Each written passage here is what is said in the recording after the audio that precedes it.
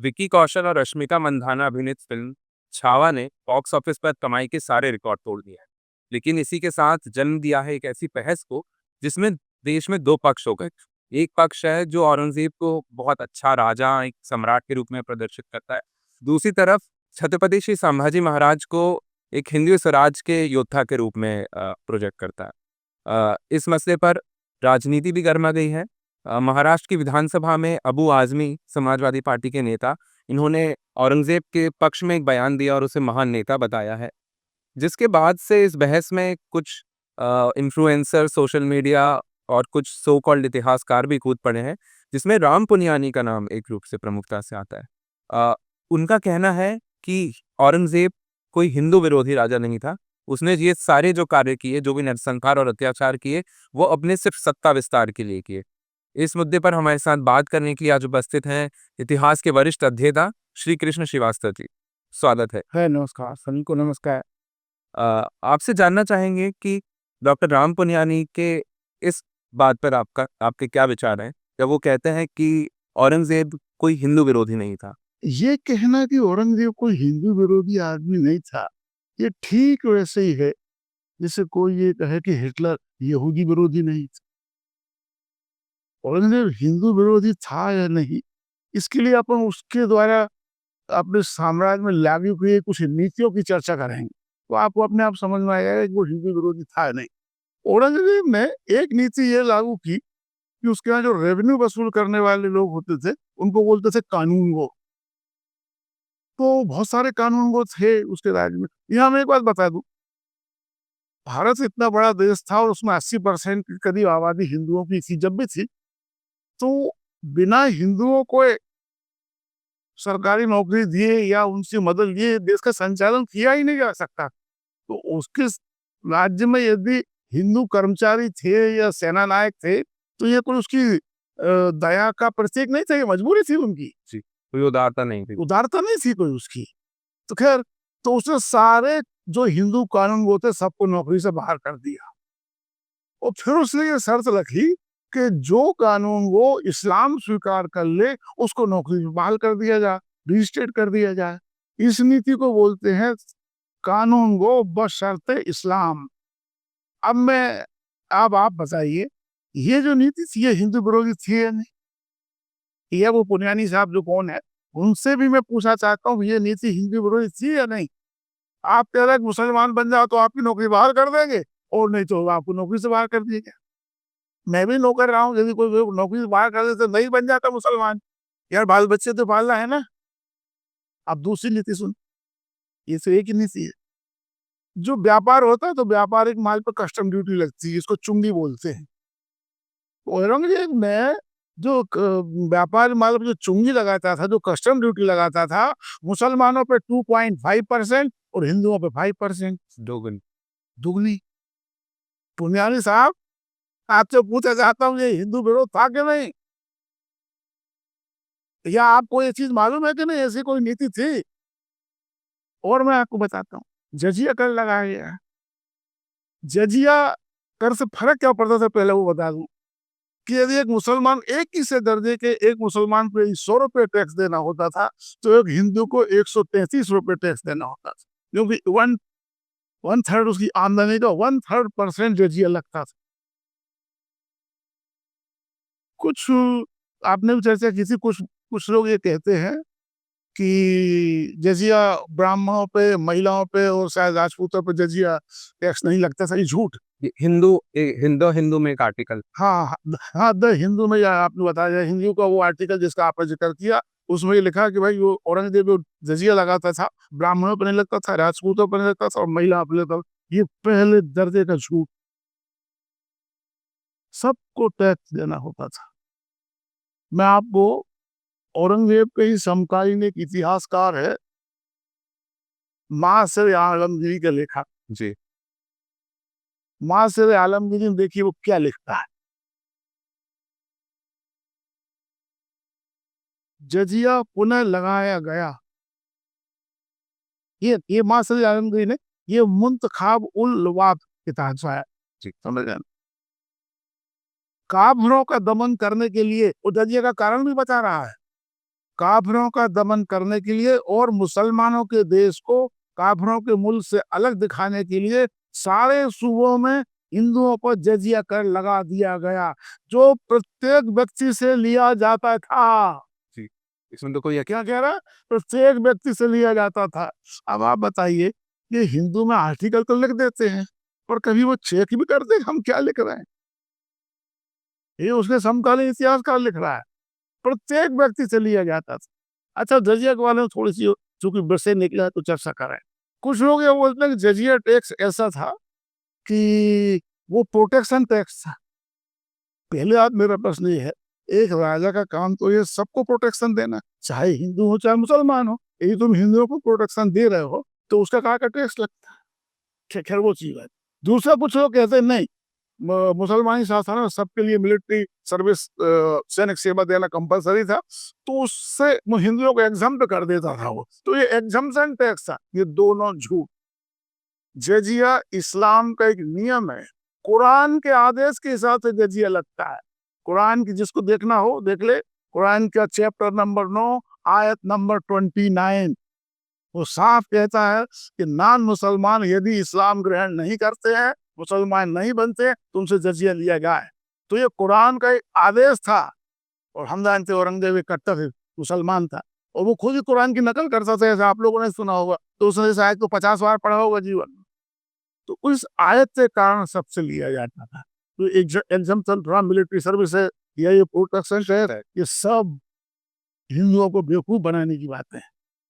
2-3 हिंदुओं से भेदभाव हो गया। अब चौथा सुन, इस दुष्ट बादशाह ने हिंदुओं पर राजपूतों को छोड़ ये शर्त लगा दी कि कोई भी हिंदू घोड़े की सवारी नहीं करेगा, कोई भी हिंदू हाथी पर नहीं बैठेगा, कोई भी हिंदू पालकी में नहीं बैठेगा। अब आप बताइए, और आपके वो राम पुनियानी साहब से पूछा जाना चाहिए कि ये हिंदू विरोधी नीति थी या नहीं, बल्कि ये तो हिंदुओं से घृणा की नीति थी। विरोध तो छोटा शब्द है, हल्का शब्द है विरोध। तो क्यों ना बैठे हुए घोड़े पे? क्यों? क्योंकि वो काफिर है। इसके सिवा कोई एक्सप्रेशन नहीं। नहीं तो राम पुनियानी जी या हिंदुस्तान के सारे बुद्धिजीवियों में से कोई मुझे बताया कि हिंदू घोड़े पे क्यों नहीं बैठ सकता, हिंदू हाथी पे क्यों नहीं बैठ सकता? ये कौन सा नियम है? और ऐसे राजा को कैसे कोई अपना राजा मान सकता है? या कैसे उसको हम ये मान सकते हैं कि हिंदू विरोधी नहीं था? वो हिंदू विरोधी नहीं, वो हिंदुओं से सख्त घृणा करने वाला बादशाह। और एक तो आपको बताता हूँ, इसने होली और दिवाली के त्योहारों पर प्रतिबंध लगा दिया। इसने हिंदू लोग क्या है, बहुत से मेले वेले हमारे यहाँ भरा से हम सब जानते हैं, कहीं ना कोई मेला चलता रहता, कहीं माघ मेला तो कहीं कोई मेला तो उन मेला पर प्रतिबंध लगा दिया। उसने तीर्थ यात्रा टैक्स लगाता था कि भाई संगम हमारा तीर्थ है, हमारे हजारों साल से हमारे पूर्व संगम पे स्नान जाते हैं, वहां जाओ टैक्स देना पड़ेगा। किस बात का टैक्स? हमारी नदियां, हम हिंदू नहाने जा रहे हैं, अरे भाई तेरे सिरों किस बात का टैक्स दे? ये पर टैक्स देना पड़ता है। ऊपर से तुर रहा है तो वो हिंदू विरोधी नहीं था। तो ये उसकी। अच्छा, दूसरा एक उसने आदेश पास किया, और सारी जो तुम्हारी संस्कृत पाठशालाएं थी वो सब बंद करवा और उनमें पठन पाठन बंद कर दिए। ये शायद औरंगजेब का सबसे खतरनाक स्टेप था हिंदुओं के प्रति। हिंदुओं का सारा साहित्य अपन जानते हैं संस्कृत भाषा में, हमारे सारे ग्रंथ, रामायण, महाभारत, पुराण और भी सारी चीजें संस्कृत में, हमारा दर्शन पूरा, और हमारी संस्कृति का आधार ही संस्कृत है। अब जब तुमने सारी पाठशाला बंद कर दी और उनको बढ़ाना बंद कर दिया, तो हमारी संस्कृति को ध्वस्त करने का सबसे अच्छा तरीका था। तो ये हिंदू धर्म और हिंदू समाज सबका दुश्मन था ये आदमी। इतनी नीतियों, ये उसकी नीतियां थी। पहला चैलेंज ये है कि राम पुनियानी या उनके जैसी जो ट्राइब है, वो ये बताया कि इनमें से कोई सी नीति उसने लागू नहीं की थी। मैं झूठ बोल रहा हूँ, पहला सच। और यदि ये सही है तो फिर कैसे उसको माना जा सकता है कि वो हिंदू विरोधी नहीं था? तो आपने यहाँ पर बात करी उसकी सामाजिक नीतियों की, उसकी आर्थिक नीतियों की। इसके अलावा भी कोई ऐसी नीतियां हमको देखने में आती हैं या ऐसे उदाहरण हमको देखने में आते हैं जहां उसने हिंदुओं के खिलाफ काम किया? अरे उसके बाद बचता क्या? टैक्स में वो भेद कर रहा है, हमारे मंदिरों उसमें तुम्हारी स्कूल नहीं चलने दे रहा है, तुमको अच्छे कपड़े नहीं पहनने दे रहा, तुमको घोड़े पे नहीं बैठने दे रहा, तुमको मेले ठेले में हिस्सा नहीं लेने दे रहा। अब वो क्या बचता है जीवन में जो कोई भेद करता है? अच्छा, फिर जो उसने सबसे बड़ा काम किया, जो अपन सब जानते, मंदिरों का विध्वंस। जी, जी। मंदिरों के ध्वंस पर हम विस्तार से चर्चा करेंगे, परंतु उसकी इस हिंदू घृणा का कारण क्या था? बहुत सिंपल है, पर उससे बोलने से भारत के सब बुद्धिजीवी डरते हैं। मैं साफ कह रहा हूँ। क्यों? हिंदू घृणा वो इसलिए करता था कि हम इस्लाम के हिसाब से सभी हिंदू काफिर हैं। वो काफिर इस्लाम के हिसाब से, कुरान के हिसाब से, कुरान की एक आयत है साफ जिसमें कहता है कि इस पूरी सृष्टि में काफिर सबसे घटिया चीज है, सबसे घृणित चीज है। तो अब उसी नजर में अपना सबसे घृणित चीज, इसलिए वो नफरत करता था। इतने सोच, और अब इसको किताबों में आप नहीं लिख सकते हो क्योंकि अ, मुसलमान लोग बुरा मान जाएंगे। और मेरा कहना यह है कि हिंदू बुद्धिजीवियों को थोड़ी हिम्मत दिखाना चाहिए और बोलना चाहिए। और एक ही नहीं, कुरान काफिरों के प्रति घृणा से भरी हुई है। काफिर दुनिया की सबसे वर्स्ट और क्रिएचर है। काफिरों को घोर नरक आदमी में अंत तक, नरक की आग में अनंत काल तक जलना है। वो जो लफ्ज जिहाद का आप चर्चा सुनते हो, कुरान में साफ लिखा हुआ, कोई भी मुसलमान लड़का की काफिर लड़की से शादी नहीं कर सकता जब तक वो मुसलमान ना बन जाए। क्यों? कि काफिर लड़की एक गुलाम से भी बदतर है। ये कुरान में लिखा हुआ है। तो जो कुरान, यानी जो इस्लाम मजहब जिसका वो कट्टर मानने वाला था और जिसको वो रोज याद करता था, उसके निर्देशों का वो पालन करता था, इसलिए वो हिंदुओं से घृणा करता था। इसके अलावा कोई कारण नहीं है, न हो सकता कोई कारण। करने से तो एक राजा को सबके साथ बराबरी का व्यवहार करना चाहिए। तो क्या क्या एक्सप्लेनेशन है ये? कुछ इतिहासकार इसका तर्क देते हैं कि उसकी ये जो दमनकारी नीतियाँ थी, वो सिर्फ़ हिंदू विरोध में नहीं थी। उसने दाऊदी बोहरा समाज के साथ, सूफियों के साथ, शियाओं के साथ भी यही सलूक किए। तो देखिए, वे भी उतने ही मुसलमान थे, वे भी स्तंभ मानने वाले। एक्चुअली क्या है कि जो थोड़ा सा भी इस्लाम को जानते हैं, अंतर्राष्ट्रीय राजनीति नजर रखते हैं, पाकिस्तान में एक नारा रखता है, कभी सुना होगा, सिया सिया काफिर सिया। जी। सुन्नी मुसलमानों की नजर में सिया मुसलमान उतने ही बड़े काफिर है जितने हिंदू। तो काफिरों का दमन चाहे वो हिंदू हो चाहे सिया हो, उसको करना है, क्योंकि कुरान कहती है। 50 किताबें हैं, या आपको मिल जाएंगी काफिर के बारे में कुरान में क्या लिखा है। वो कुरान का अनुयायी था, इसलिए वो हिंदुओं से नफरत कर रहा है। और उनकी मान्यताओं के हिसाब से, यानी जो सुन्नी मान्यताएं हैं, सुन्नी मान्यताओं के हिसाब से सिया भी काफिर है। तो वो एक ट्रीटमेंट काफिरों के साथ था और सियाओं के साथ था जो हिंदुओं के साथ था, क्योंकि दोनों काफिर। ये इसमें अहले किताब और जो मूर्ति पूजक हैं, आइडोलेटर्स हैं, जो बुत परस्ती करते हैं, इनमें कोई हाँ, ये एक इसमें अंतर है। ये इस्लामिक मुद्दा है, मैं थोड़ा सा इसको आपको फर्स्ट टाइम लेकर समझाता हूँ। काफिर दो किस्म के होते हैं। एक काफिर को उनकी भाषा में बोलते हैं अहले किताब, और एक काफिर को बोलते हैं हर्बी काफिर। अहले किताब कौन है? जिनके पास किताब है।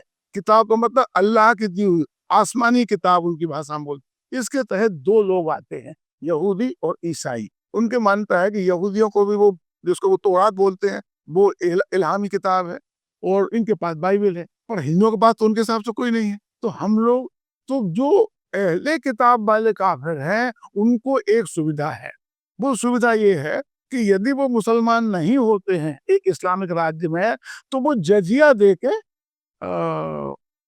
अपने धर्म का पालन कर सकते हैं और जिंदा रह सकते हैं। पर एक शर्त है, उसमें 20 शर्तें हैं, उसके हिसाब से जीवन जीना रहना पड़ेगा। उनको बोलते हैं उमर पे 20 शर्तें, उसमें भी ये शर्तें हैं, घोड़े पर नहीं बैठोगे, ये नहीं करोगे, वो नहीं।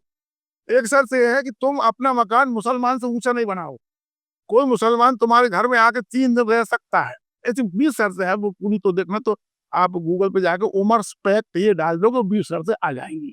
वो जिसको मैंने एक सेकंड रेट सिटीजन आप होते हो, तो आप रह सकते हो, पर सेकंड रेट सिटीजन के रूप में। ये तो हुआ अहले किताब।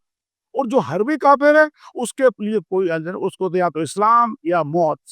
तो आप कहोगे साहब हमारे पास किताब नहीं, पर हिंदू जरिया लेते। उसका एक कारण है, इस्लामिक जूरिस्प्रूडेंस के 4 स्कूल हैं। उनमें से एक स्कूल हनफी स्कूल है। हनफी स्कूल में सिर्फ ये रियायत दी गई है कि हिंदुओं को भी अहले किताब का दर्जा दिया जा सकता है। इसीलिए हमको अहले किताब का डर था और हम जजिया दे के अपनी जान छुड़ा सकते थे, पर वो उमर पैक्ट की नहीं, उसी उमर पैक्ट में है कि आप लोग गाजे बाजे बजाते हुए मस्जिद के बगल से नहीं गुजरोगे। अब आप समझ सकते हो, जब भी आप जुलूस निकालते हो मस्जिद बगल के पत्थर क्यों फेंकते हैं? उमर पैक्ट के हिसाब से ये गलत है। उनके साथ तो भारत में कोई भारतीय संविधान नहीं चल रहा, वो तो उमर पैक्ट से रहती, इसीलिए वो आपके जुलूस में पत्थर फेंकते हैं। और ये कोई नहीं बताता अखबारों में ये क्यों होता है, ये सब इस्लाम के नियम। तो मैंने आपको अहले किताब और हरवी काफिर को बता दी। एक बात मैं बताऊं, एक बड़े जिनका सेकुलर जगत में बड़ा नाम है, अमीर खुसरो, वो अपने यहाँ जो सेकुलर है उसके पैट्रन सेंट है। अमीर खुसरो अपने एक कविता में कहता फारसी में कि यदि यह हनफी नियम भारत में लागू नहीं होता तो आज एक भी हिंदू नहीं बचता। ये मतलब वो पछताते हुए कहता कि अरे इस हनफी नियम के कारण ही ये लोग बच गए। जी, जिसमें हिंदुओं को अहले किताब का दर्जा था। हाँ, तो कोई एले के साथ पता से दे दिया गया है। अच्छा, पर उसमें बहस होती रहती है, और राजा लोग जानते थे यार, जहाँ 80 अभी तो अब जहाँ 80% जब शुरू में ये लोग आए थे तो 5% थे हिंदू, 95% थे, तो 95% को गर्दन काटे कैसे राज कर सकते हो भाई? तुम्हारे खेत में से कौन चलाएगा? तुमको समाज सेवा कौन करेगा? इसी वो हिंदुओं को ये अल्टरनेट नहीं दे सकते थे, मौत या वो, उनको कोई रास्ता निकालना चाहिए, इसीलिए उन्होंने कह दिया अस्सी भाई इनको भी वो दे दो दर्जा। और हिंदू लोग इतने जल्दी कन्वर्ट होने के तैयार नहीं होते, जैसे कि ईरान में हो गए। ईरान में 70 साल में पूरा ईरान ने इस्लाम स्वीकार कर लिया था, और भारत में 1000 साल से ज्यादा शासन किया उन्होंने, और अभी भी इतने सारे हिंदू बच गए। जो हिंदुओं का बड़ा वो था, हिंदू उनके लिए बड़े लोहे के चने साबित हुए इस्लाम के लिए। आपने मूर्ति पूजा और मंदिरों के भंजन की बात करी। अ, ऐसे ही एक और अध्येता हैं जो सोशल मीडिया पे काफ़ी एक्टिव दिखती हैं। पीएचजीएनयू से पीएचडी स्कॉलर हैं डॉक्टर रुचिका शर्मा। वो ये कहती हैं कि मुश्किल से इन मंदिर जो औरंगज़ेब के दौरान तोड़े गए, औरंगज़ेब के राज में तोड़े गए, इनकी संख्या कुछ 10-15 के आसपास की होगी, जबकि इससे कई ज़्यादा मंदिरों को उन्होंने रॉयल ग्रांट दी, उनकी मरम्मत करवाई। इस बात पर आप यार इस बात को सच में सिर्फ हंसा जा सकता है। ये कौन मोहतरमा है जो स्कॉलर है और पीएचडी है और ऐसी बात करती है, और मैं जानता हूँ कि वो कहाँ से बोले, वो मैं बाद में बताऊंगा। पहले ये देखिए कि सिर्फ सिर्फ औरंगजेब की बात हो रही है कि 10 या 15, सिर्फ औरंगजेब ने सिर्फ राजस्थान में कितने मंदिर तोड़े। अब ये देखिए, औरंगजेब का दुनिया में सबसे अथेंटिक और विस्तृत कॉम्प्रिहेंसिव स्टडी है history of Aurangzeb by sir Jadunath Sarkar. इससे बड़ी कोई अथॉरिटेटिव किताब नहीं है, और वो मोहतरमा जानती होंगी शायद इस नाम को। अब इनकी वॉल्यूम 3, ये 5 वॉल्यूम हिस्ट्री है, ये देखिए ये वॉल्यूम 3 में पूरा एक टॉपिक एनेक्स कर दिया है, कहाँ मंदिर तोड़े गए, कितने तोड़े गए, एंड क्रोनोलॉजिकल ऑर्डर में, उन्होंने दिया है कि कितने मंदिर टूटे। ये देखिए, यदि आप इसको जूम करके दिखा सकते हो तो डिस्ट्रक्शन, मंदिर डिस्ट्रक्शन, ठीक है। अब मैं इसमें से सिर्फ वो आपको पढ़ के सुनाता हूँ जो राजस्थान में जो मंदिर तोड़े। अब आप एक काम करना, पेन कलम लेके बैठो, बाद में मुझे बताना कितने मंदिर टूटे। On 24th January, the emperor went to view the Lake Udaipur and ordered all the 3 temples on its bank to be pulled down. ठीक है, आगे देखिए। On 29 January, Hassan Ali Khan reported that 172 other temples in the environment of Udaipur had been demolished. On 22nd February, the emperor went to look at Chittor, and by his order, the 63 temples of the palace were destroyed. अभी कितने हो गए?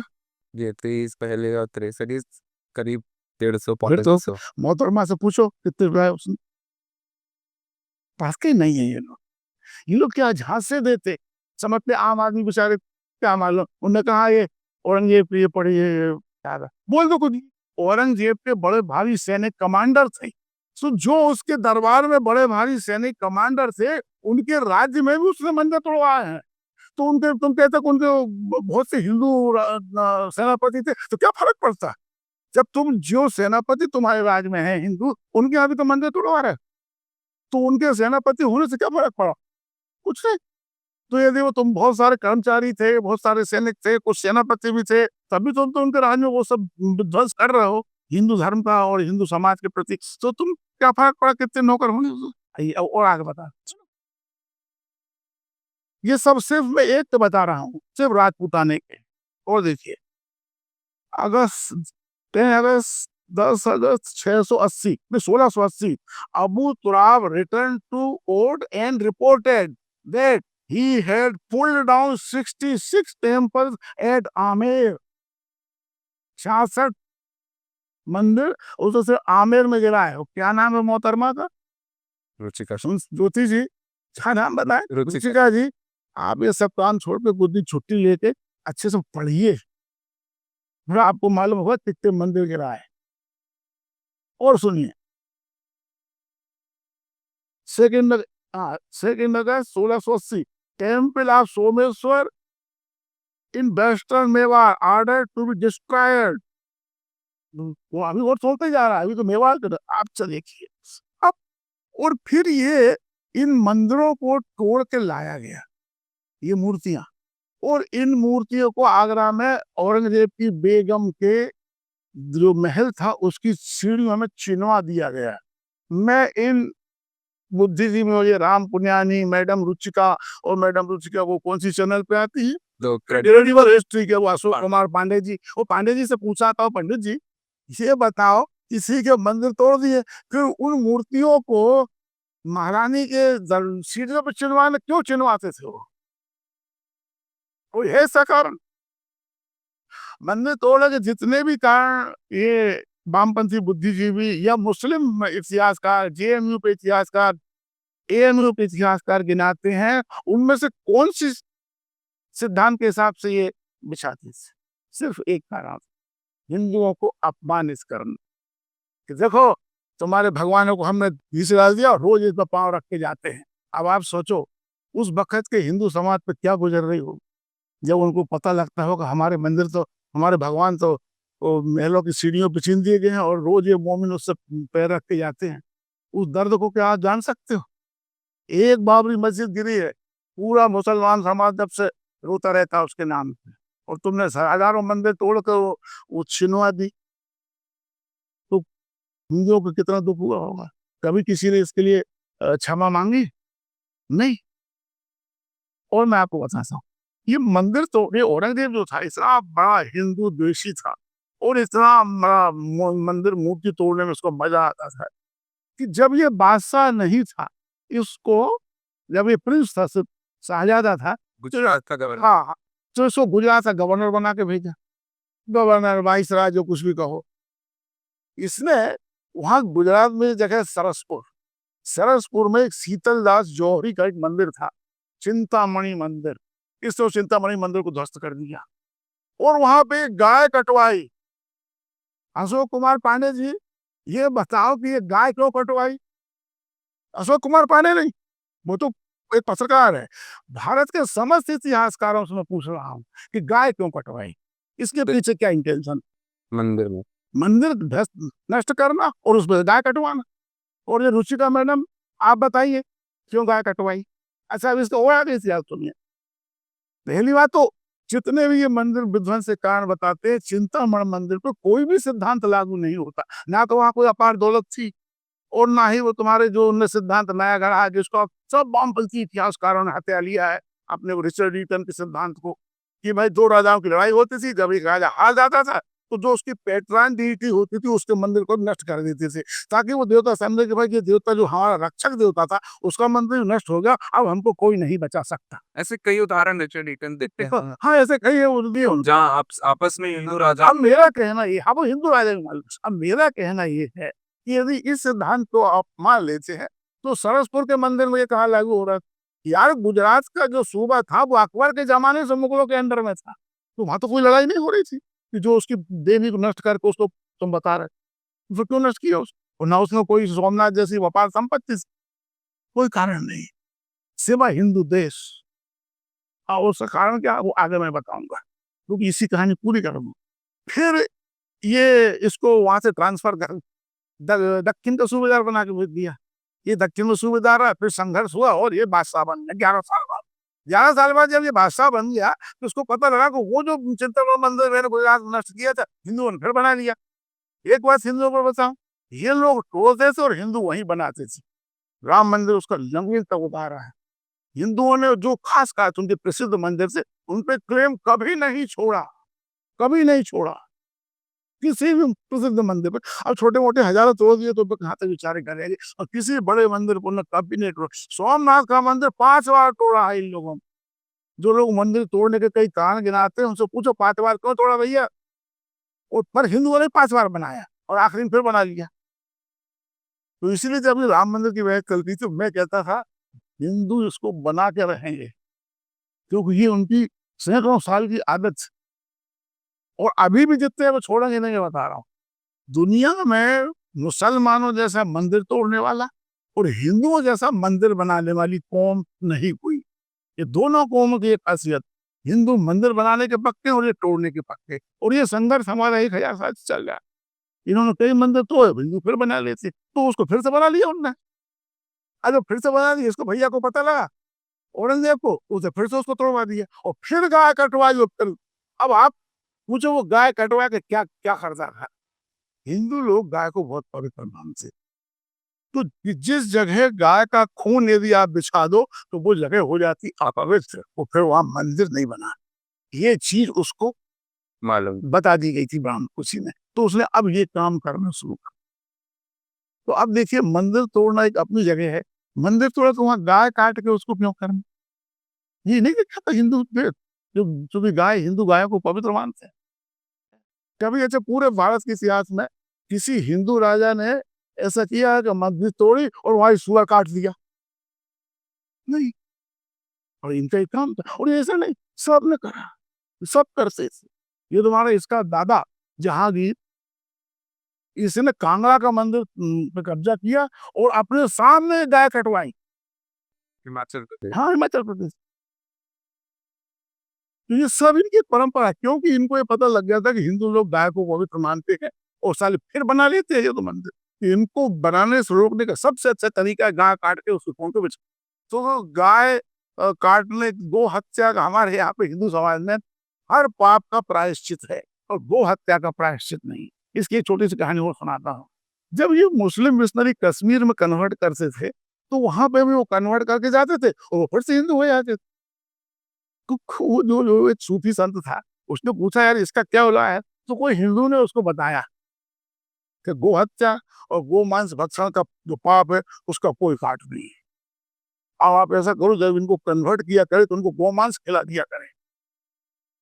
तो फिर वो क्या करता था, वो कन्वर्ट करता था, उनसे ही गाय कटवाता था और उनसे ही गो मांस पकवाता था और उनको खिलाता था।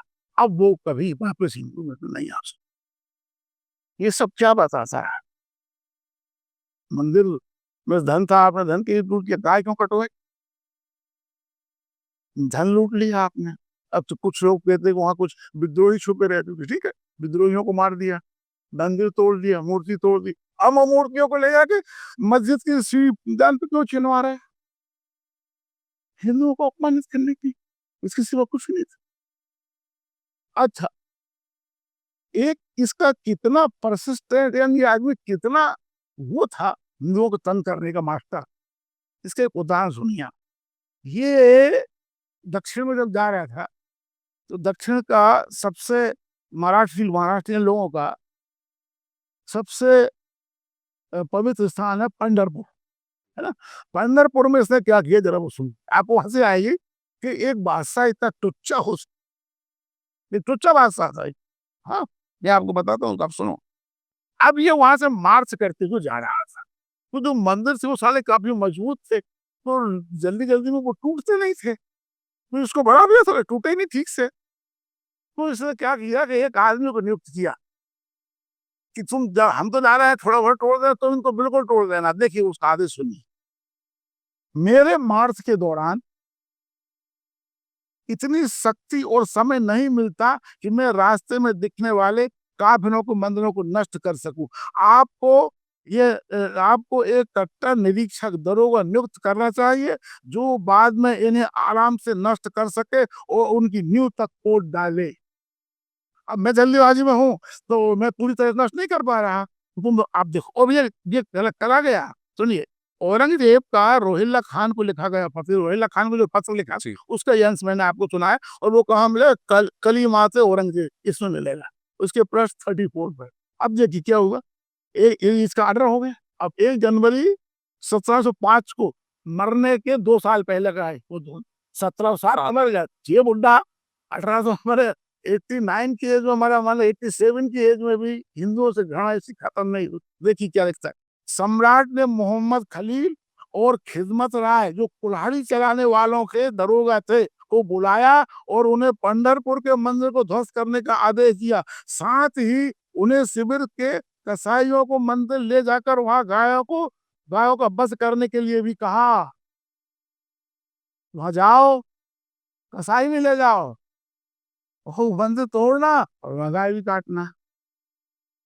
ये पांडे जी और वो कौन है वो मोहतरमा, उनसे पूछो, ये कितने तो मंदिर में आपको गिना चुका। और ये जो घटना है, ऐसे तो घासप्रद बात है, ये सब मंदिर तोड़ो, वहां गाय कटवा दो। ये एक बादशाह, एक अच्छे ऊंचे दर्जे के बादशाह को शोभा देता है? और इसके तुम, और आप लोग को शर्म नहीं आती पुनियानी जी? ऐसे नीच बादशाह के समर्थन में आप लोग खड़े होते हो। अच्छा, अब मैं आपको एक घटना बताता हूँ जिसमें ये मोहतरमा की बातें और सिद्ध होती है। इसने एक आदेश जारी किया उड़ीसा से, उड़ीसा के लिए, जहाँ कटक, जी। कटक से लेकर मेदिनीपुर, मिदनापुर, मिदनापुर कहाँ? आज अच्छा। बंगाल में एक जिला है मिदनापुर, और उसी मिदनापुर जिले का हेडक्वार्टर है मिदनापुर अभी भी। जी। कटक से लेकर मिदनापुर, और ये 300 साढ़े 300 करीब किलोमीटर की दूरी। यहाँ के सब मंदिर तोड़ दिए जाए, ब्लैंकेट ऑर्डर। Grounded order. मैं वो जो कह रही है कि 10-20 मंदिर टूटे, उनसे विनम्रता से पूछना चाहता हूँ कि आप खुद अंदाज लगाइए, आप इस देश में रहती हैं, हम जानते हैं किसी शहर गांव में कितने मंदिर होते हैं, 300 किलोमीटर के एरिया में कितने मंदिर होंगे? अच्छा, और वो बड़ा अच्छा है। उ- उसमें क्या है, ये दिया गया है कि तोड़ो मंदिर, और वहां का जो काजी है उसकी सील मोहर से, मतलब उसे कंफर्मेशन करके और रिपोर्ट हमको भेजो। माने नहीं तो फर्जी तुमने कह दिया आज हम मंदिर तोड़ दिया, ये चलेगा? गवाही भी थे। गवाही और वहां के जो काजी की। अब कोई कोई भी समझदार आदमी जो हिंदुस्तान को इतना सा भी जानता है, वो जानता 300 किलोमीटर के एरिया में हजारों मंदिर हों। 300 किलोमीटर का मतलब क्या है? मैं तो, मेरे ख्याल से भोपाल से ग्वालियर, अंदाज से आप बताओ भोपाल से ग्वालियर के बीच में कितने मंदिर हों? आज यदि मैं कोई ये ऑर्डर कर दे कि ग्वालियर से लेकर भोपाल तक के, या भोपाल से सब मंदिर नष्ट कर दिए जाए, और बाद में कहे नहीं कुछ 10 तोड़वाए, तो इससे बड़ा हिपोक्रेसी जी। क्या हो सकता? तो ये इस प्रकार का 10-15 की जो हाँ, ये ये आती बढ़िया कहाँ बहुत से अच्छा है? सवाल। क्या था कि एक सीताराम जी गोयल हैं, आप लोग शायद जानते हो, उनने 2 किताबें लिखी। Hindu temples what happened to them, देखी, मतलब है किताब, एक बार दुख में जाता हुआ उसमें दिखा है। तो वॉल्यूम 1 देखिए, Hindu temple what happened to them, volume 1, a preliminary सर्वे।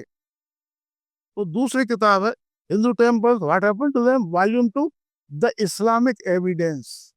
ये वो किताबें हैं जिसमें हजारों मंदिर के तोड़ने के सब प्रमाण दिए हुए हैं। और इससे भी बड़ी चीज इस किताब में एक है, इस मंदिर के तोड़ने का थियोलॉजिकल कारण क्या था, इस्लाम की वो कौन सी थियोलॉजी थी जिसके आधार पर मंदिर तोड़े जाते थे, उसका बहुत विस्तृत सब प्रमाण वर्णन किया है। वो सबसे पहले वो मोहतरमा और रुचिका से मैं कहना चाहता हूँ, आपने ये 2 किताब नहीं पढ़ी हो तो जरूर पढ़िए, और उसके बाद फिर टीवी पे आइए, या मुझे ही बुलाइए और अपन बातें करा फिर आपसे। तो जब ये, अच्छा इसमें ये किताब है अपने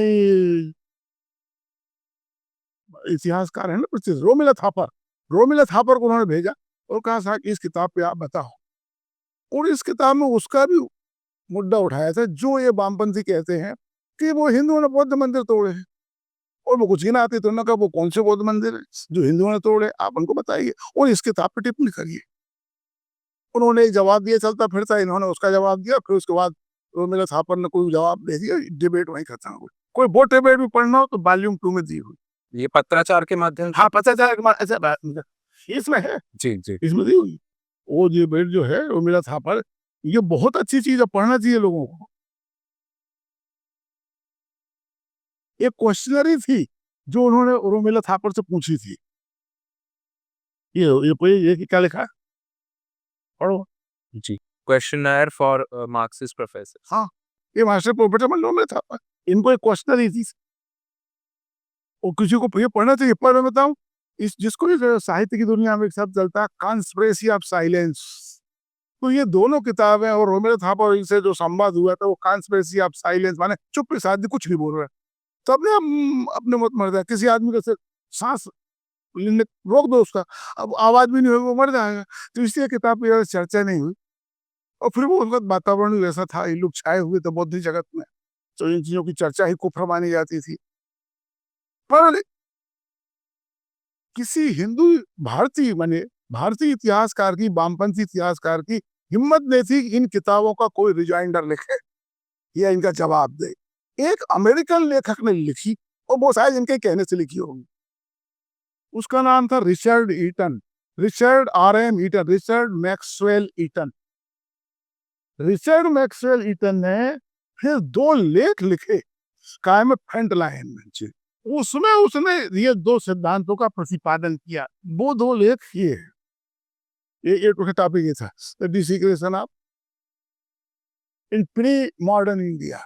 इसमें उन्होंने 2 सिद्धांतों का प्रतिपादन किया। पहले तो उन्होंने ये सिद्धांत बताया कि कुल मिला के, माने पहला मुस्लिम हमलावर बिन कासिर 712 वहां से लेके टीपू सुल्तान तक जो मुस्लिम शासक हुए हैं, करीब 1000 साल से ज्यादा का है मामला, उसमें कुल 80 मंदिर तोड़े गए।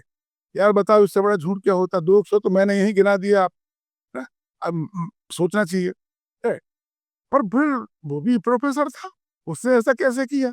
उन महाशय ने क्या किया कि जैसे मैंने आपको बताया कि कटक से लेके मिदनापुर तक जो मंदिर तोड़ने का आदेश था, उसको एक मंदिर टूटने गिना, एक मंदिर टूटा। इसी तरीके से राजस्थान में जितने मंदिर तोड़ेगा वो एक, वो 2 हुए। ऐसे करके पूरे मुस्लिम शासन, मुस्लिम इतिहास को 80 मंदिर तोड़ना बताया। यार 100-200 तो ये राजस्थान में टूट गए। और मेरे को बताओ, जब वो ये थीसिस रख रहा था, किसी भारतीय इतिहासकार ने उसको जवाब नहीं दिया, किसी भारतीय इतिहासकार ने जवाब। और ये वामपंथियों ने या अशोक कुमारों ने, इनने बिना बिना कहने बिना जांच पर बैठकर उसको मान लिया और अब टीवी पर उसको प्रसारित कर रहे हैं। समझ नहीं आती इन लोगों को। अच्छा, दूसरा इसी ने वो सिद्धांत इसने एक सिद्धांत प्रतिपादन किया, फिर मैं बाद में बताऊंगा कि आखिर मंदिर क्यों टूटी। इसने सिद्धांत का प्रतिपादन किया कि पहली चीज तो यह है कि भारत में मुसलमानों के आने के पहले ही भारत में एक परंपरा या प्रथा प्रचलित थी। वो प्रथा क्या प्रचलित थी? जब एक हिंदू राजा दूसरे हिंदू राजा को हराता था, तो उसको हराने के बाद हर हिंदू राजा का एक क्या बोलते पैट्रॉन सेंट होता था, है ना, कुल देवी, अपन लोग जानते हैं उसको। तो जो उसे कुल देवता या देवी होते तो उसके मंदिर को नष्ट करता था। तो ये जो परंपरा भारत में चली आ रही थी, जब मुसलमान लोग आए तो उनसे गलती ये हो गई कि उन्होंने इस परंपरा को अपना लिया और वो भी मंदिर तोड़ दी। तो ये जो मंदिर तोड़ने की परंपरा है, कोई मुसलमान नहीं लाया, वो तो पहले से ही यहाँ थी। ये एक नई सिद्धांत। अब आज आप देखोगे टीवी पे सब लोग यही तर्क देते हैं, और मैं सबसे पहले मैंने सुना था, तुम्हें चंद रहे वो थे तुम्हारे बड़े भारी कानून का, वो नलसार यूनिवर्सिटी के वाइस चांसलर भी रहे थे, फैजान मुस्तफा। मैंने टीवी में फैजान मुस्तफा को सुना, ये यूट्यूब पे। मैंने कहा यार, ये जिस यूनिवर्सिटी का वाइस चांसलर है उसके विद्यार्थियों का तो भगवान ही मालिक। ये कह रहा था जी, जो मंदिर तोड़ने की परंपरा है ये मुसलमान हिंदुओं की परंपरा थी और मुसलमानों ने उसको सीख ली। अच्छा, अब जो रिचर्ड ईटन है वो एक इतिहासकार है और अमेरिका की यूनिवर्सिटी में इतिहास में कुछ कोई सिद्धांत कर रहे तो कुछ तर्क भी देना पड़ेगा। तो उनने प्रमाण ये दिए हैं कि कुछ साउथ के कुछ राजाओं ने, हिंदू राजाओं ने हिंदू पर हमला किया और उनके मंदिर से उसकी मूर्ति को वो उठा के ले गए। विग्रह, इसको विग्रह उठा के ले गए, तो उसने उसको मान लिया, मंदिर तोड़ दिया। ये इससे बचकानी बात कोई हो सकती है? वो दोनों ही हिंदू थे और दोनों के कामन भगवान थे। अच्छा मान लो एक हिंदू राजा ने दूसरे हिंदू राजा पर हमला किया, अब वो उसके महल में घुसा या उसके राज्य में कहीं बहुत सुंदर भगवान कृष्ण की मूर्ति उसको दिखी, तो वो उठा के ले गया कि यार मैं करूंगा इनकी पूजा। इसमें उन मूर्ति को तोड़ के और तुम्हारे पायदान में बसेरे देने उनमें कोई फर्क है कि नहीं? नहीं, पर हमारे हीटन साहब को, ये उनके भक्त, ये पांडे जी और ये मोहतरमा कौन है, उनको कोई फर्क नहीं है। वो ही भगवान, हम जो भगवान एक हिंदू के थे वो उसके थे, वो उनका भक्त था, उठा के ले गया, उसे कहीं कोई मूर्ति नहीं, किसी मूर्ति नहीं तोड़ी थी हिंदू राजा ने, वो उठा के ले गया और अपने अच्छा, अब वो चूंकि कभी कभी पलट के वो राजा जीत उसको हरा कर और अपनी मूर्ति वापस ले आता था, तो ऐसे ही एक तो किस्से हैं, पर वो मूर्ति तोड़ने की नहीं, या मूर्ति को जिसको डिसिक्रेशन की बात नहीं, ये लोग तो दाय डालते थे। अच्छा, और मैं आपको बताऊं, खैर औरंगजेब का नहीं है इसलिए मैंने उदाहरण नहीं दिया, एक आई थिंक तुगलक, उसने तुगलक ने, को तो भी हो सकता है, पर वो सल्तनत काल की बात है, शायद तुगलक ही था, मोहम्मद तुगलक या फिरोज शाह तुगलक। फिरोज शाह तुगलक उड़ीसा पे हमने कटक पे हमला किया, और वहां से जब भगवान जगन्नाथ की मूर्ति को लाया और दिल्ली में शौचालय में पटक दी उसको, शौचालय में। तो एक बार बता, एक हिंदुओं की एक मंदिर की मूर्ति को लाकर शौचालय में पटक देना और मूर्ति को लाकर अपने घर में पूजा करना, इन दो चीजों में कोई भेद है कि नहीं?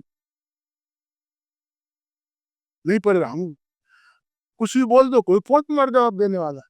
वो जवाब दे तो कौन तुम सुनने वाले हैं? मैं आपसे ये जानना चाहूँगा, जब ये डिफ़रेंस इतना सहज है, हमको आपसे सुनकर भी समझ आ गया, साफ-साफ दिखता है ऐतिहासिक प्रमाणों द्वारा, फिर भी ये ऐसा झूठ बोलने की प्रथा की शुरुआत कैसे हुई?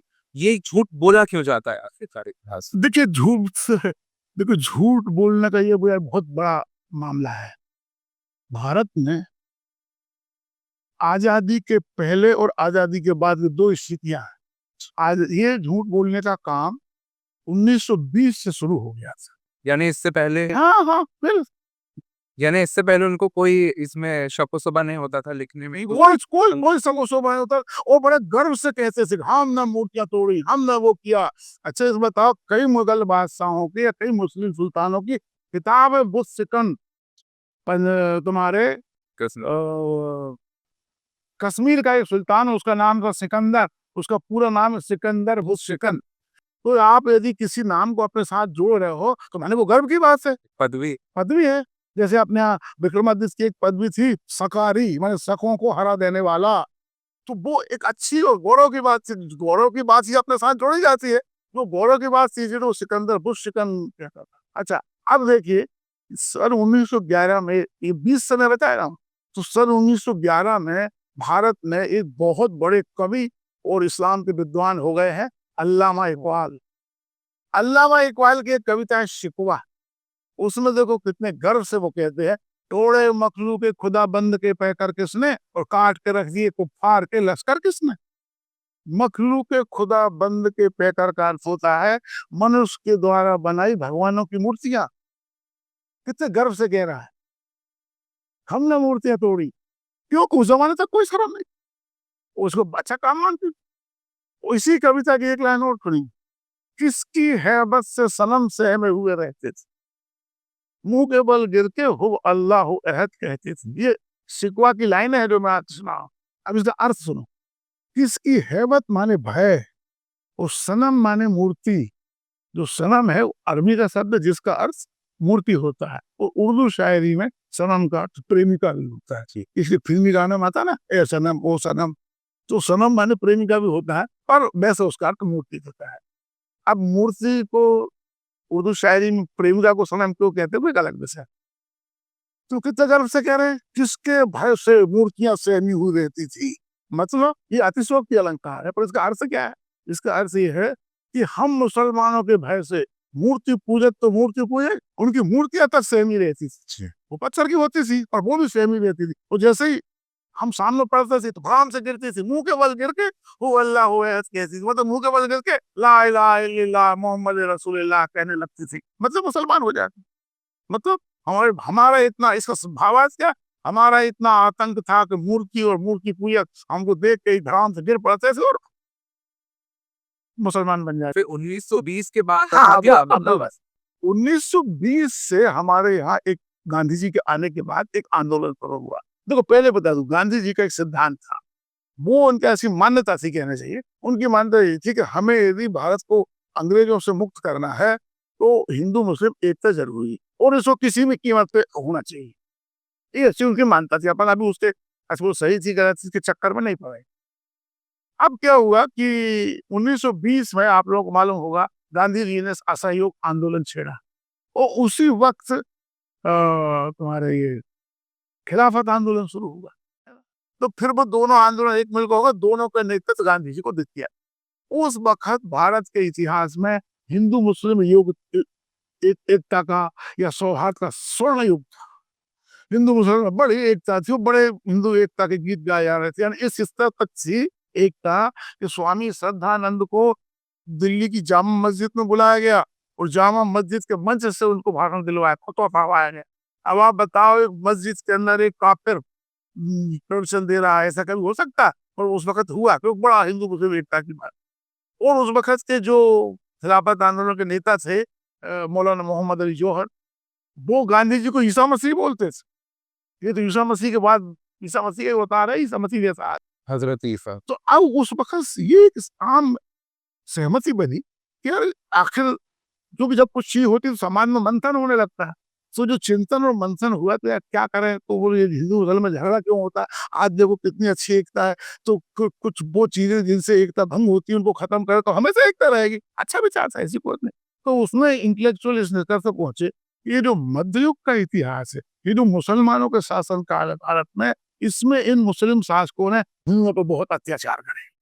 अत्याचार का सीधा सा मतलब मंदिर तोड़ना, उनको गुलाम बना बना के उनकी माँ बहनें बच्चों को काबुल, गद्दी, कंधार, बलख, बुखार, समरकंद और सीरिया तक बेचना, उनकी औरतों को अपने हरम में डालना, मंदिर तोड़ना, कत, भीषण कत्लेआम करना, एक स्टेज पे एक लाख आदमियों को काटने के वो हैं। अब ये के.एस. लाल जैसे एक हैं, उन्होंने एक मोटा एस्टिमेट लगाया है कि पूरे मुस्लिम शासन के दौरान कम से कम 8 करोड़ हिंदुओं का कत्लेआम हुआ है और हिटलर ने 60 लाख किए थे यहूदी। सोचो आप कितनी बड़ी चीज थी।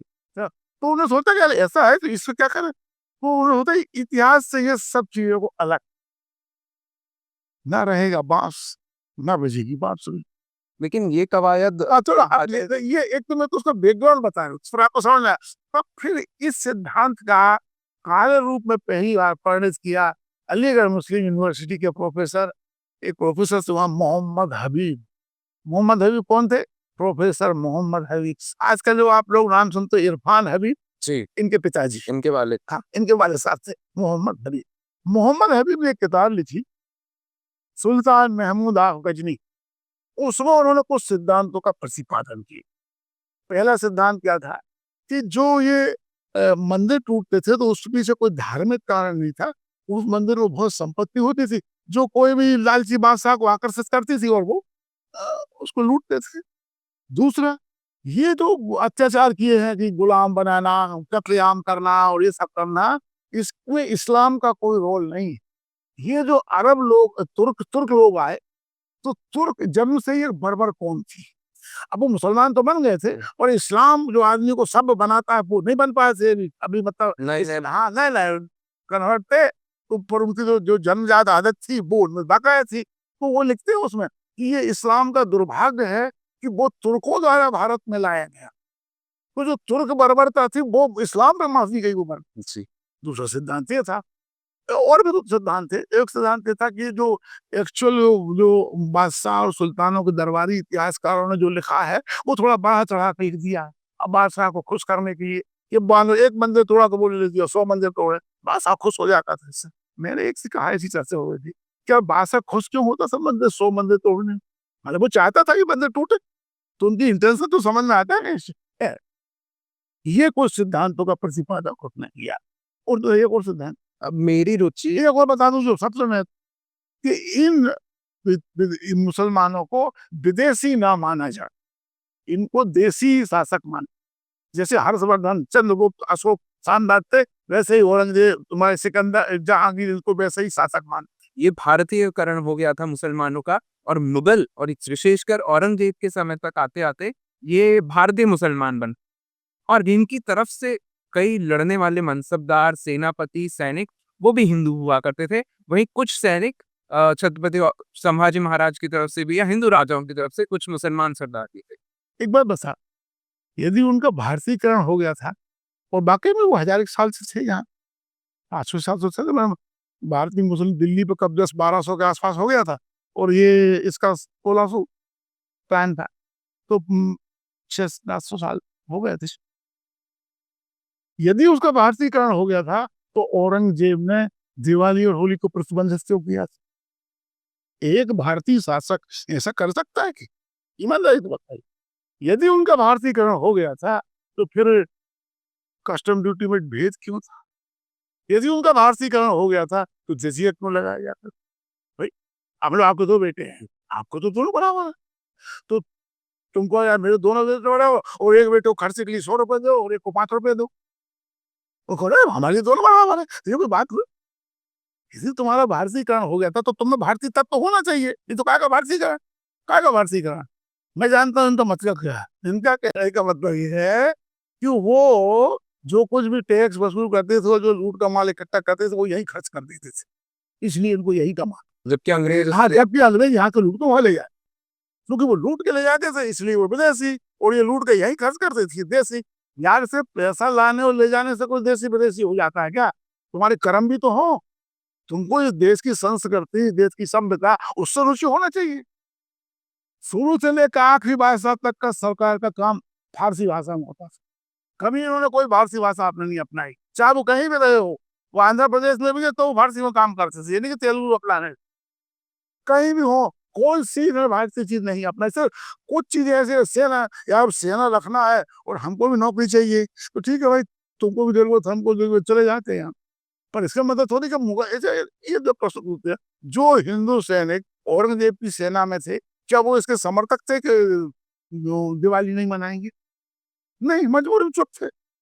मजबूरी में चुप थे बेचारे। तो इससे कोई मतलब नहीं निकलता ही कुछ। अच्छा अंग्रेज़ों की सेना में कितने भारतीय सैनिक थे? ज्यादातर तो भारतीय आधी तो 90% से ज़्यादा भारतीय थे यार।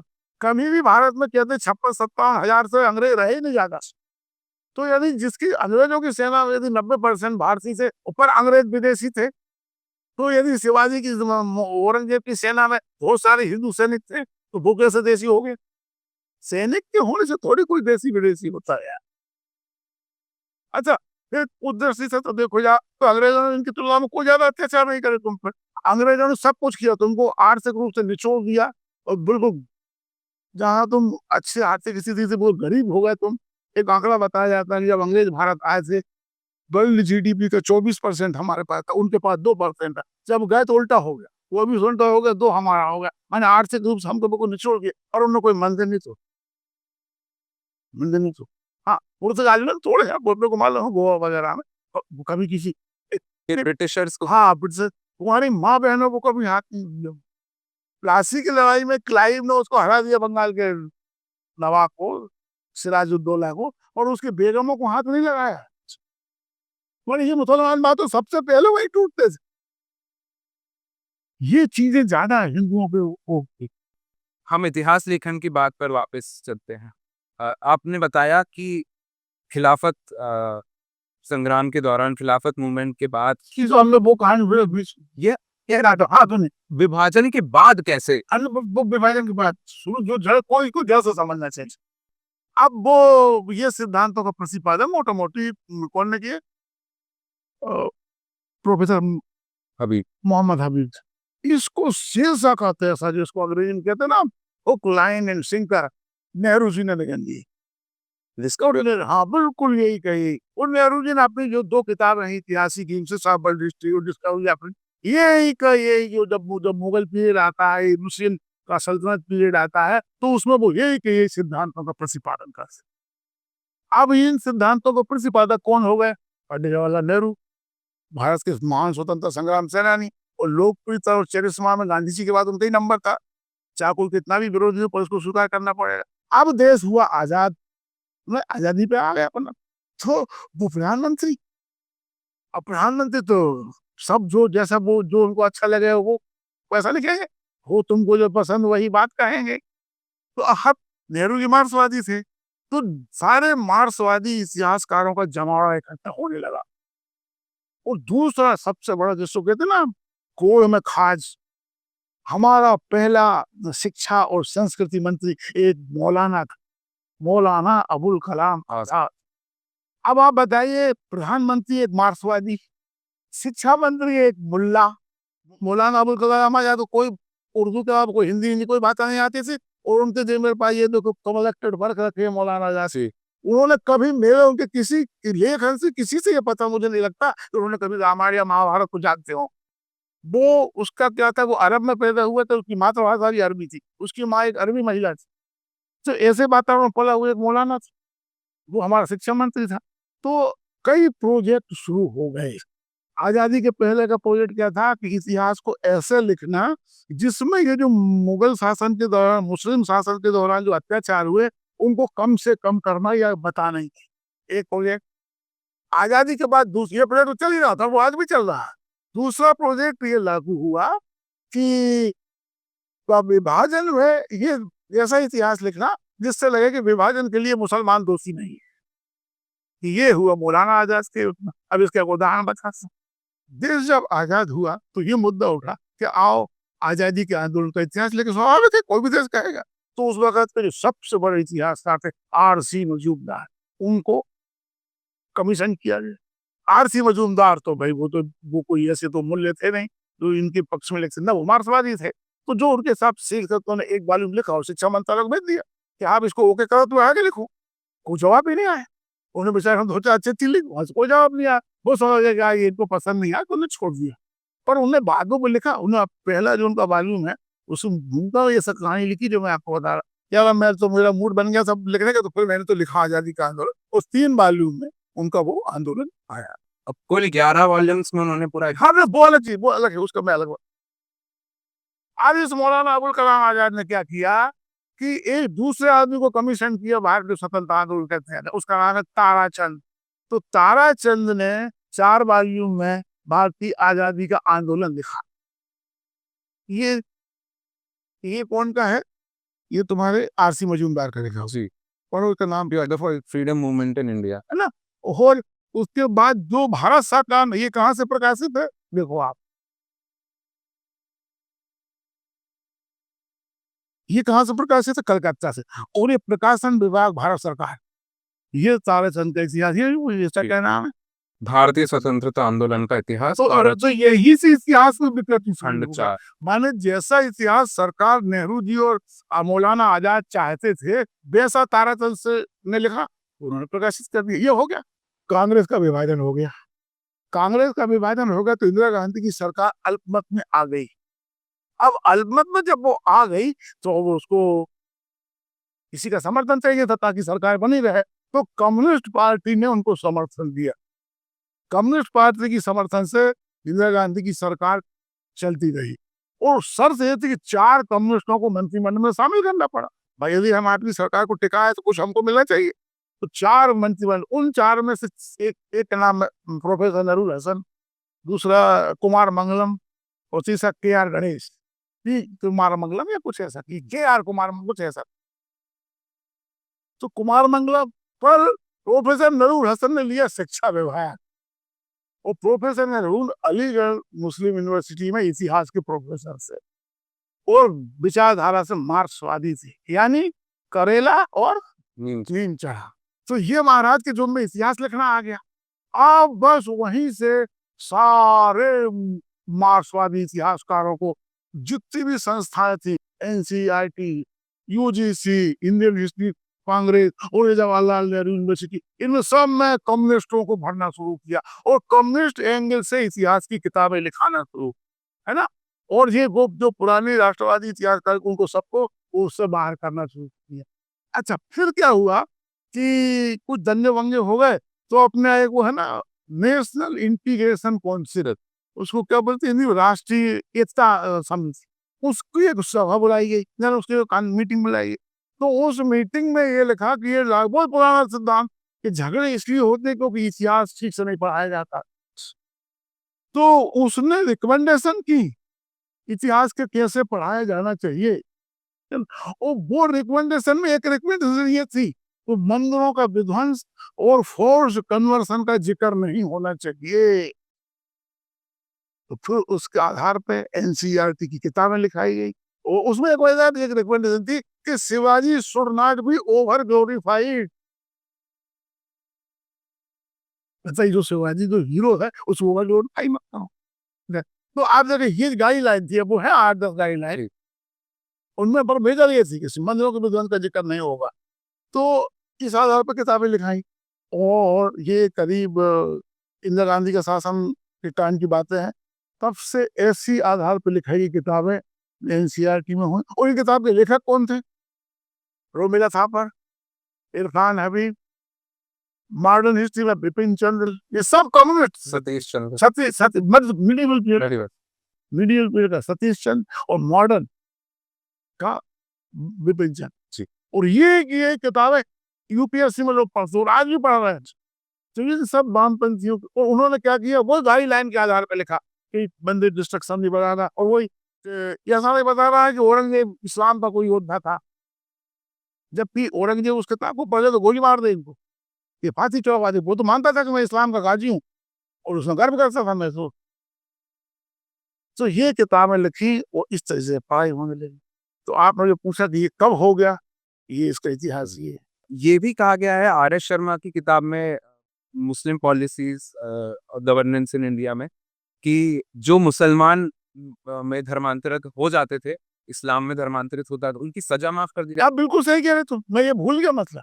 ये जो मुसलमान हिंदुओं के प्रति जो द्वेष भरा था, उसकी पॉलिसी ये थी, जैसे दो भाइयों में लड़ाई होगी जमीन जायदाद को लेकर, अब मामला पहुंचा तो वो जो आदमी इस बात की तैयार हो जाए कि मैं मुसलमान बन जाऊंगा, लड़ना उसके पक्ष में, मैंने कत्ल कर दिया, मामला वहां पहुंचा, कत्ल की सजा तो मौत होती थी, तो यदि मैं मुसलमान बन जाऊं तो सजा माफ हो जाएगी।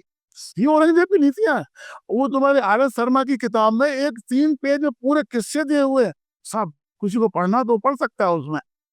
तो आरे उसकी जो religious policy of the Mughal emperors में औरंगजेब पे 3 अध्याय दिए हुए और औरंगजेब के 3 अध्याय में एक अध्याय इसी का है कि जो वो भेदभावपूर्ण निर्णय देता था। मैंने बताओ, एक राज्य है जो टैक्स में भेदभाव कर रहा है, जो सजा में भेदभाव कर रहा है, जो धार्मिक रीति रिवाज में भेदभाव कर रहा है, जो नौकरी में भेदभाव कर रहा है, सब तो कर रहा है यार, उसके बाद भी वो महान बादशाह था और हम उसको अपना माने। इससे बढ़कर हिंदुओं के साथ नाइंसाफी क्या हो सकती है भाई। अब अंतिम प्रश्न की ओर बढ़ते हैं। इस काल की कौन सी ज्ञानपरक पुस्तकें हैं जिनको कि सामान्य हमारे दर्शक पढ़ सकते हैं और इस काल के बारे में और अधिक जानकारी? हाँ, ये बड़ा अच्छा प्रश्न पूछा, ये काम का प्रश्न की।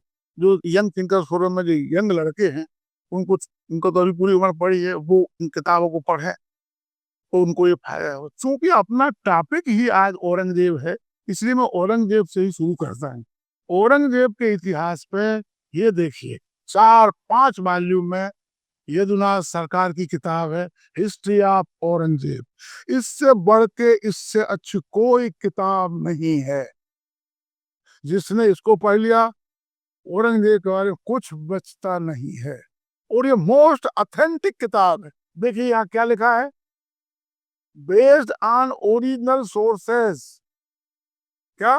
Based on original sources.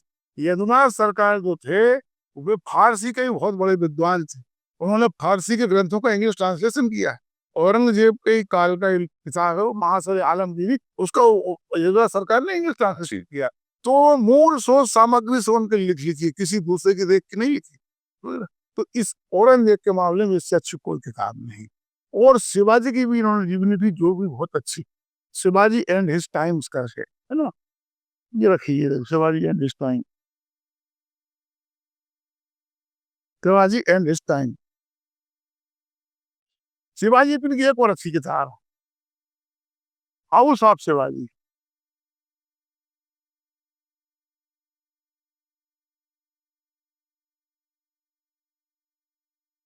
House of Shivaji, इस हाउस ऑफ शिवाजी में आपको संभाजी की कहानी मिलेगी, इसलिए मैं इसको बता रहा हूँ। क्योंकि शिवाजी में तो शिवाजी की निधन तक खत्म हो जाती है, फिर आगे क्या हुआ इसमें संभाजी की कहानी।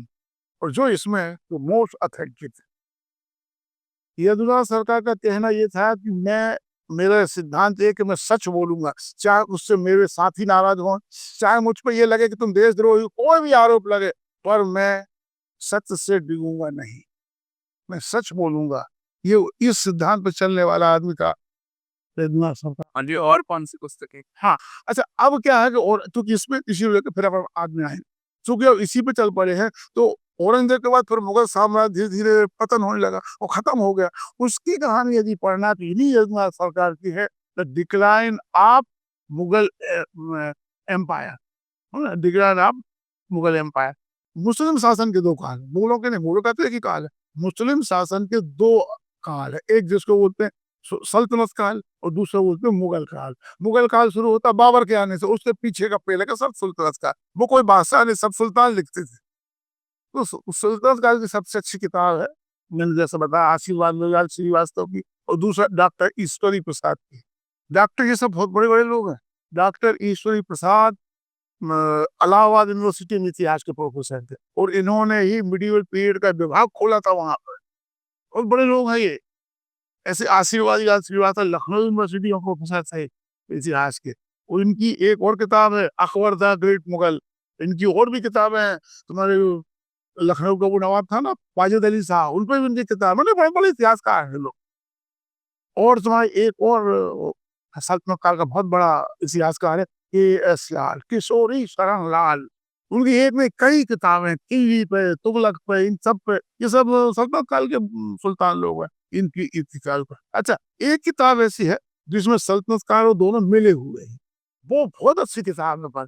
वो किताब है, उसका नाम है the crescent in India, professor Shriram Sharma, professor Shriram Sharma. Professor Shriram Sharma 2 है, इसमें कन्फ्यूजन नहीं होना। आर्य कर्मा। हाँ, तो ये प्रोफेसर श्रीराम शर्मा है, ये फर्गूसन कॉलेज पूना में प्रोफेसर, और ये क्रेसेंट इन इंडिया इनकी किताब है। इन्होंने मुगल काल पे भी है, तो ये भी इसमें मुगल सुल्तान काल भी दिया और मुगल काल भी दिया। तो ये किताब एक दृष्टि से बहुत अच्छी है और बड़ी क्या कहते हैं संक्षिप्त में बहुत आपको किसी चीज जो आप चाहते हो खटाक से उसमें मिल जाएगा, ज्यादा आपको ढूंढने की जरूरत नहीं। बड़ी अच्छी किताब उसमें दी है। अब ये तो हुए सल्तनत काल का।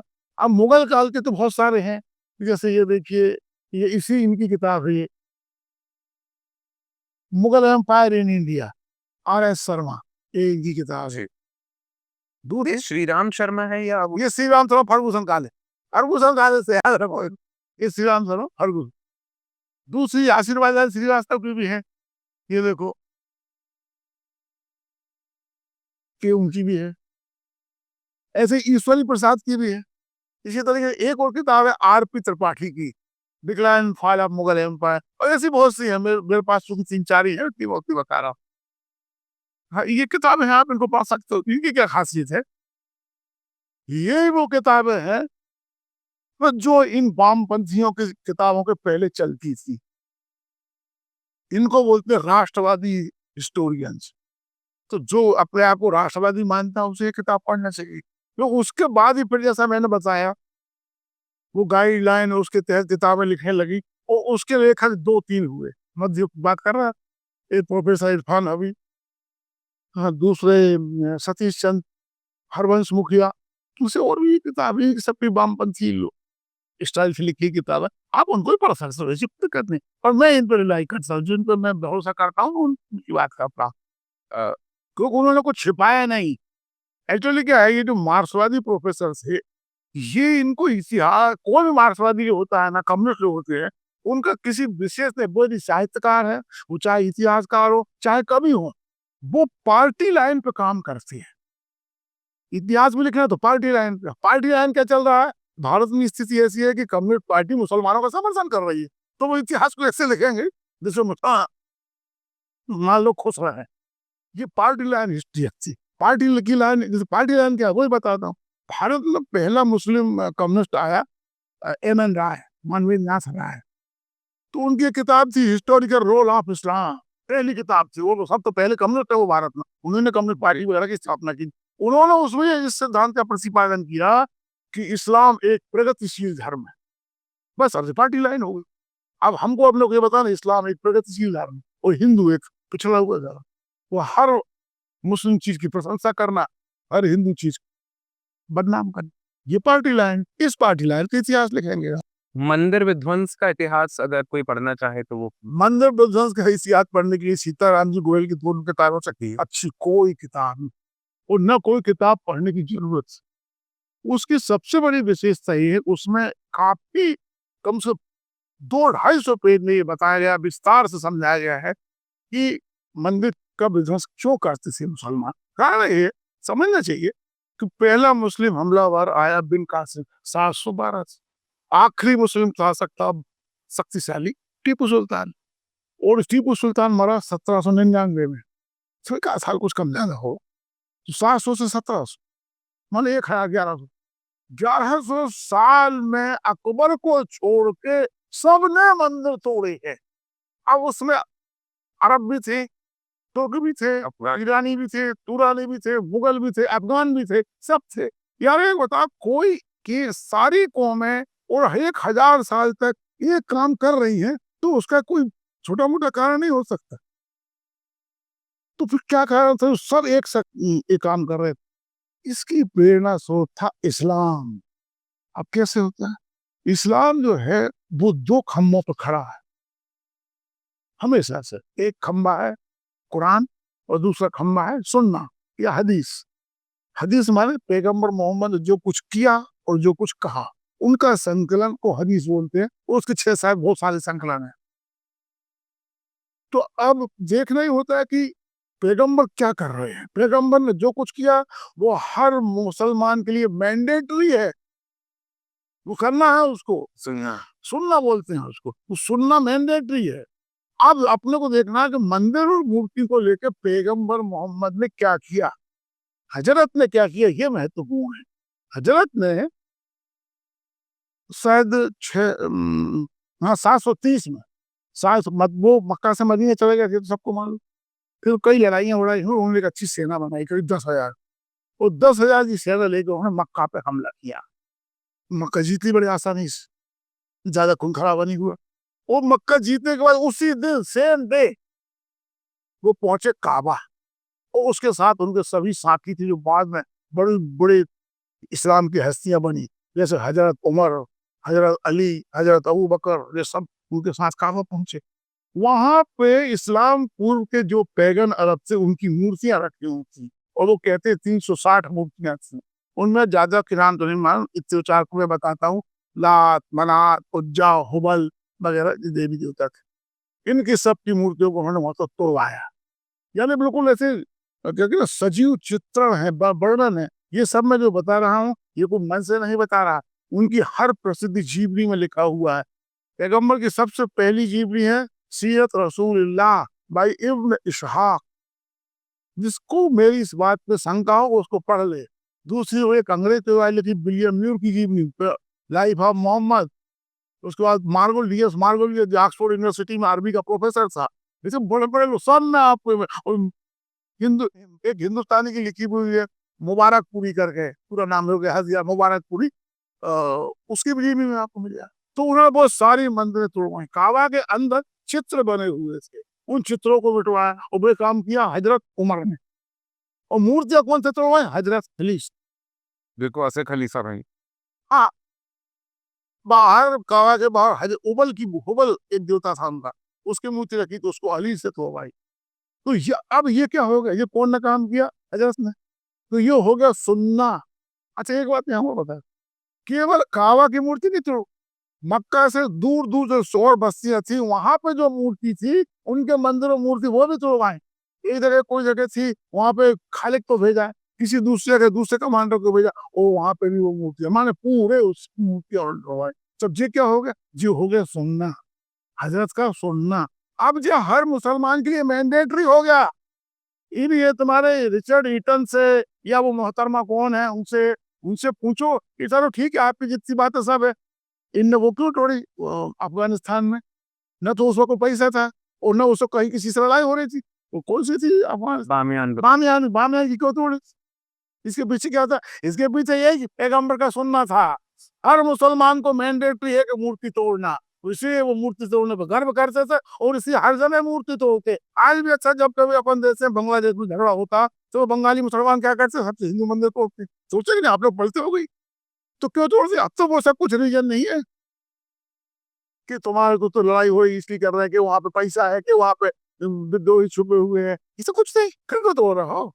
और यहाँ पे भी तोड़ने से बाज नहीं आते, पर अब थोड़ा सा माहौल बदल गया है। इसे नहीं तोड़ रहे, बाकी जब कभी माहौल चेंज होगा फिर तोड़े। तो मूर्ति तोड़ना, मंदिर तोड़ना पैगंबर का सुनना है, और पैगंबर ने जो कुछ किया हर मुसलमान के लिए मैंडेटरी है, क्योंकि पैगंबर मुसलमानों का रोल मॉडल है, इसीलिए मंदिर टूटते। किताबों की ओर वापस लौटते हैं। मैं डॉक्टर मीनाक्षी जैन जी द्वारा लिखी गई किताब एवं अन्य और लेखक आप मीनाक्षी जैन की ये किताब मैं आपको बताता हूँ, ये है the pride of deities rivers of temper. Pride of deities rivers of temper. इसमें से एक किस्सा सुनाऊंगा, उससे आपको किताब में। जब ये औरंगजेब मथुरा में काशी का वो जन्मभूमि का मंदिर तोड़वा रहा था, तो टकला केस होते हो, तो वही गोवर्धन है, तो गोवर्धन में श्रीनाथ जी की मूर्ति थी, जो कि वल्लभाचार्य जो थे उनने स्थापित की थी, वो जो वैष्णव सबसे बड़े संत हो गए वल्लभाचार्य जी ने। तो वहां के पुजारियों ने सोचा उसका नाम शायद कान्हाला, इसके तोड़वाने के बाद जी हमारे मंदिर भी तोड़वाएगा। तो वो बेचारे वो मूर्ति को लेकर वहां से रातों रात चुपचाप, कुछ कानों कान खबर ना हो, बड़ी एडवेंचरस जर्नी करके कहाँ पहुंचे। उन्होंने सोचा राजस्थान चलो, वहां कुछ हिंदू राजा हैं, वो अपने को प्रोटेक्शन देंगे। तो वो पहले पहुंचे जोधपुर। जोधपुर में राजा जसवंत सिंह थे। वो जसवंत सिंह कहीं बाहर गया था किसी लड़ाई वड़ाई पे, तो उसके जो इंचार्ज था, जो मंत्री मंत्री थे, उन्होंने हाथ जोड़ी, भैया ये पता लगा कि यहाँ स्थापित हुई, तो औरंगजेब हम पे चढ़ाई ना कर दे। तो उन्होंने मना कर दिया। तब इन्होंने हमेशा की तरह किसकी शरण ली? मेवाड़ की। मेवाड़ में मेवाड़ तुम्हारे वहां का उस वक्त राजा राज सिंह था, शायद राज सिंह है ना। तो जो मेवाड़ के राणा राज सिंह ने कहा बिल्कुल हम आपको, आप ले आइए, हम यहाँ स्थापित करेंगे। और वो इतने सम्मान के साथ जहां से उसकी बाउंड्री शुरू होती थी, उस बाउंड्री पर ही वो मिला, और इनको रिसीव किया इन लोगों को, ये जो बेचारे मूर्ति लेके आ रहे थे। और एक गांव था छिहाड़ या कुछ, बस समझ याद नहीं, छोटा सा अज्ञात सा गांव था, वहां पे उसने उस मूर्ति को स्थापित करवा दिया। वो ही जगह बाद में नाथ द्वारा के नाम से विख्यात हुई। वह नाथ द्वारा छिहाड़ या कुछ ऐसी जगह थी, वो अब नाथ द्वारा के नाम से जाने जाते। हाँ, और नाथ श्रीनाथ के मंदिर वहां है, वो नाथ द्वारा है। और जितने भी ये वल्लभाचार्य वालों का सबसे बड़ा तीर्थ है, अपन लोग जानते हैं नाथ द्वारा जी। तो आप यार एक बात बताओ, हिंदू लोग बेचारे अपने भगवानों को ले लेके भाग रहे हैं। हिंदू लोग कपड़े नहीं पहन सकते, हिंदू लोग घोड़े पे नहीं चढ़ सकते, हिंदू दिवाली में त्योहार नहीं मना सकते, हिंदू ज्यादा टैक्स दें, हिंदुओं के स्कूल बंद कर दो। ये था औरंगजेब का शासन। और इन लोगों की हिम्मत देखो, ये पुनियानी और ये अशोक कुमार की, क्यों कहते हैं कि वो बड़ा अच्छा शासक, और को हिंदुओं से कोई देश नहीं था। यदि वो अच्छा शासक था तो गोवर्धन क्या तो मूर्ति लेकर भागने की क्या जरूरत थी हमको? और तुमने तो कहा जहां जाता था वहीं मंदिर तोड़ता जाता था। पंढरपुर जा रहे तो पंढरपुर से चले आए, ऐसे नहीं हथौड़ा जाना था, तोड़ नहीं पाया अच्छे से। हाय हाय। अच्छा, हिंदू स्मृति से इन ये वाक्य, ये किस्से, इन अत्याचारों और यार ये सबसे बड़ा दुखद है बात नहीं है, हिंदुओं ने ना तो उस वक्त कोई इतिहास लिखे, ना ही कोई क्या कहना चाहिए रोज नाम से लिखी। पर एक किताब है तो खंडन खंड कुछ काव्य का, कोई खंड काव्य कुछ है क्या, मुझे याद नहीं आ रहा, मैं देख के बता सकता हूँ। उसमें उसका वर्णन है, जो इनको जब गुलाम बना के ले जा रहे थे, और कुछ कन्हाड़े प्रबंध काद, कन्हाड़े प्रबंध काद, और वो राजस्थानी भाषा में लिखा गया है। उस जमाने की राजस्थानी और कुछ गुजराती का मिक्सचर। और उसका प्रोफेसर वर्मा ने राजस्थान यूनिवर्सिटी के उसका इंग्लिश ट्रांसलेशन कर दिया। तो उस वक्त के हाल किसी को देखना हो तो कन्हाड़े प्रबंध काद उसमें है, मेरे पास है, कुछ आए तो ले सकता है। ये ऐतिहासिक तथ्य हमारी स्मृति से विलोपित ना हो, इसी इससे जुड़ी एक कहानी मुझे बचपन में सुनाई गई थी कि जब श्रीनाथ जी का मंदिर विध्वंस करने के बाद तो विध्वंस की कहानी तो बच्चों के लिए या ये जनरेशनल पीढ़ियों द्वारा याद रखे जाने के लिए बहुत ही मार्मिक हो जाती। इसलिए मुझे बचपन में इसका एक दूसरा वर्जन सुनाया गया। तो मुझे बताया गया कि कुछ भक्त जब राजस्थान से श्रीनाथ जी के दर्शन को वृंदावन पहुंचे और वहां उन्होंने दर्शन किए श्रीनाथ जी के, तो वे उनकी छवि पे इतने मोहित हो गए और श्रीनाथ जी भी अपने भक्तों की भक्ति से इतने प्रसन्न हो गए कि वे उनके पीछे पीछे चलकर राजस्थान तक आ गए। यहाँ और जहां वो रुके और उन्होंने पलट के देखा कि श्रीनाथ जी हमारे पीछे आ रहे हैं, उसी जगह पे वो मंदिर स्थापित। तो यह पीढ़ियों तक यह ऐतिहासिक तथ्य एक कहानी के रूप में चलता आया और मुझे ये कहानी अपने बड़ों से अपने मेरे घर में सुनने। अच्छा मैं बताऊं, ऐसी कई कहानियां इस मीनाक्षी जैन की किताब कई। अच्छा दूसरी बताओ, मीनाक्षी जैन ने अभी अभी बहुत अच्छी किताबें लिखी। एक किताब उनकी जो महत्वपूर्ण सती पे, उसने बताया कि सती का हुआ जो खड़ा किया गया है ऐसा नहीं था, दुक्के दुक्के कभी सती होती थी। एक उनकी बहुत अच्छी किताब है राम जन्मभूमि पे, बड़े अखाट प्रमाण वो मेहनत से लिखी किताब है। तो उनकी आजकल बहुत अच्छी किताब उनकी आई, मीनाक्षी जैन। ये किताब में जो कुछ लिखा है, ये जो 22 तारीख को 22 से 23 को मेरे 2 व्याख्यान होंगे, तो इसमें से काफी सामग्री। हाँ, तो आपको इसमें क्या लिखा हुआ पता चलेगा, इसमें से बहुत सामग्री। इसका सार ये है कि 1707 माने औरंगजेब के मरने के बाद से लेकर 1857 माने वो गदर के बीच तक जो मुस्लिम पॉलिटिक्स क्या चल रही थी वो इसमें है। तो पिछले 1 घंटे की इस चर्चा में हमने कई ऐतिहासिक तथ्यों के माध्यम से जाना और अब इस बहस का क्या कंक्लूजन है, क्या निष्कर्ष है, यह मैं दर्शकों पर छोड़ता हूं कि हमारे लिए हीरो कौन है। छत्रपति श्री संभाजी महाराज हीरो हैं, छत्रपति शिवाजी महाराज हीरो हैं, हिंदू धर्म रक्षक हीरो हैं, या फिर एक विदेशी अत्याचारी धर्मांध जिहादी बादशाह औरंगजेब हीरो है। हमको ये निश्चित करना है और ये निश्चित करने का दारोमदार मैं दर्शकों पर छोड़ता हूँ। श्रीवास्तव जी, आपसे बात करके इस विषय पर हमें बहुत मजा आया। कई सारी रोचक जानकारियां और किताबें, लेखकों के बारे में हमको जानकारी मिली। बहुत बहुत धन्यवाद। आपको भी धन्यवाद। लगातार जुड़े रहने के लिए आयुध को सब्सक्राइब जरूर करें।